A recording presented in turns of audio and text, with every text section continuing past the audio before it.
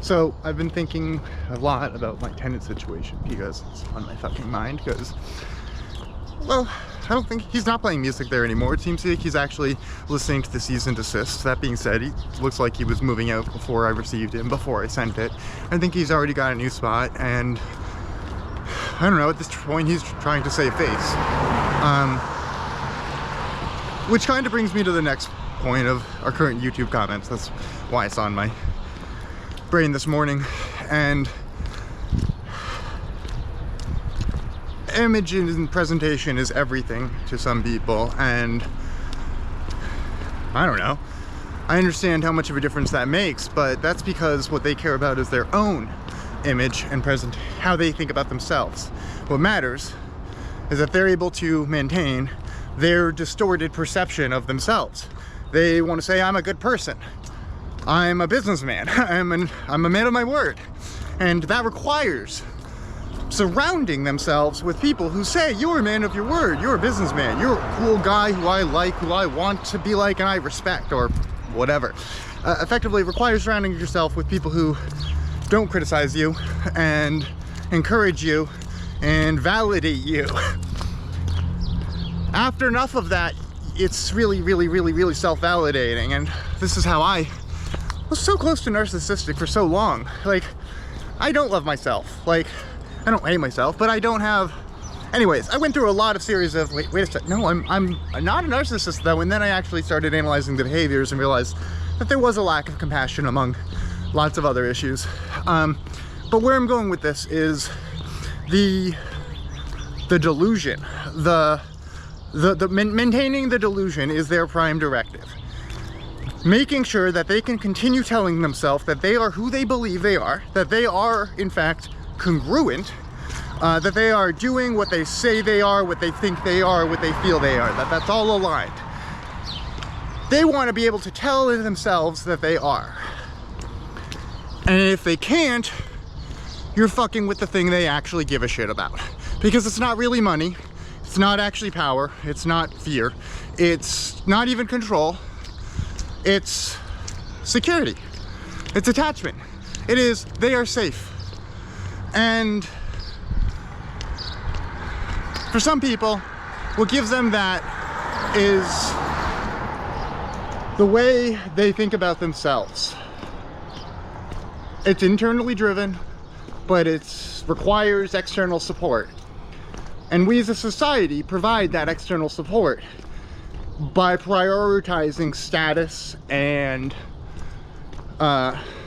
you know, like, by prioritizing external shit, by looking at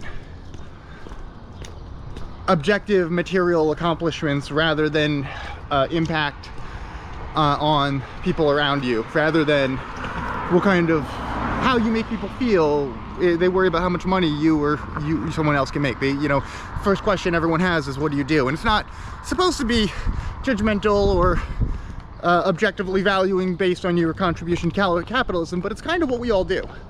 And with a society like that, what it results in is people who don't really know how to value themselves, thinking all it comes down to is gold and diamonds or jewels, and finding the value in materialistic visual stuff. You know, so long as as people can say, I'm a family man, and show a picture or two that supports it. Like, you know, when I was an abusive, toxic, problematic person, I thought that because I was surrounding myself with people who seemed happy to see me, because let me put it this way.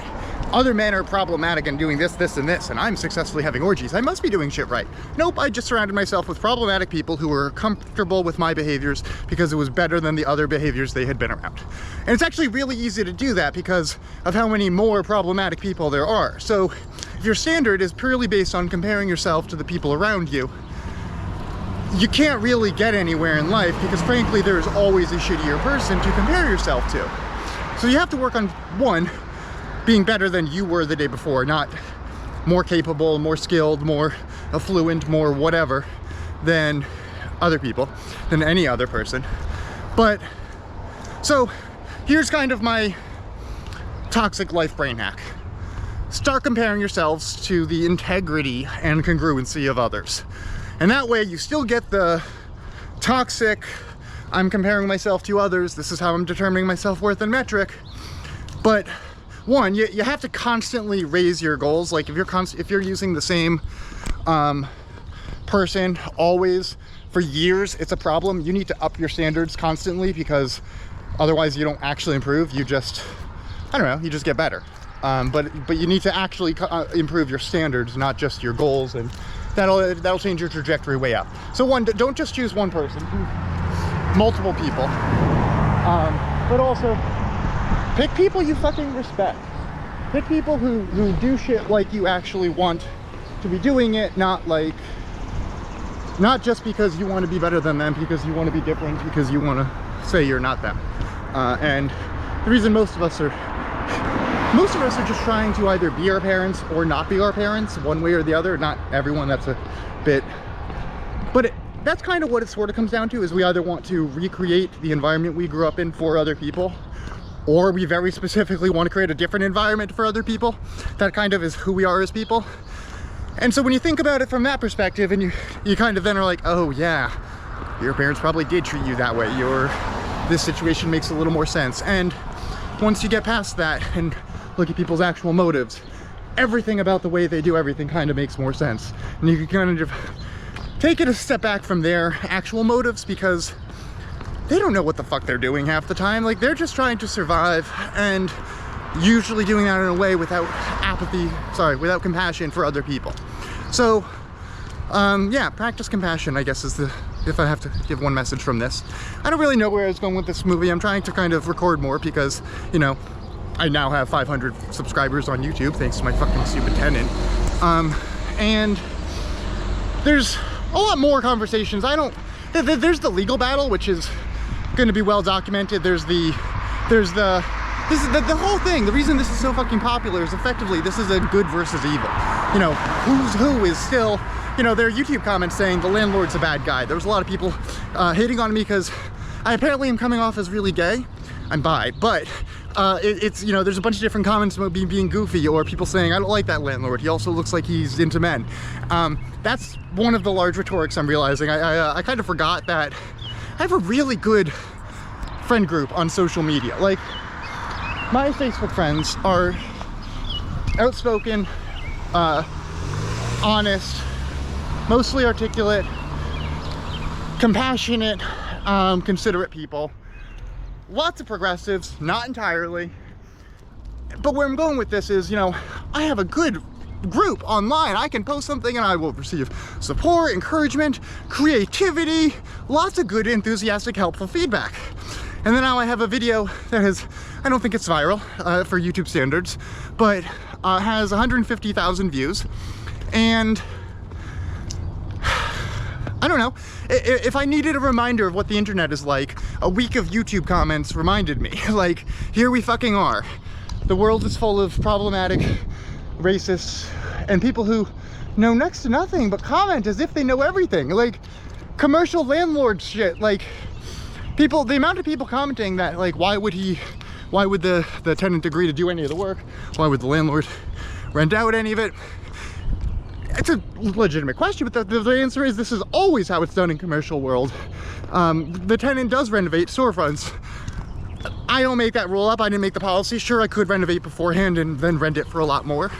That's not how businesses tend to actually want it. And that's certainly not how I wanted to. I didn't want to put out a ton on in the unit.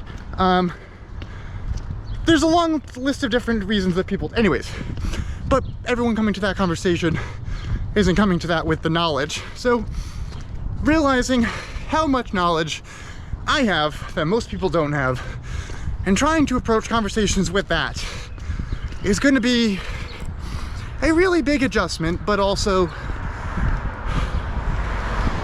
it'll help with me being condescending and all of the other communication issues I have.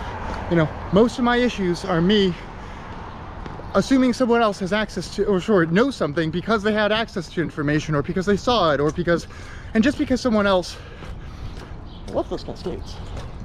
Someone else, anyways, don't assume everyone else knows what you know. and act with compassion, and get your fucking building permits if you're going to be doing goddamn work, especially if you're trying to operate an illegitimate business. Like, cover your ass in at least one way. At least one.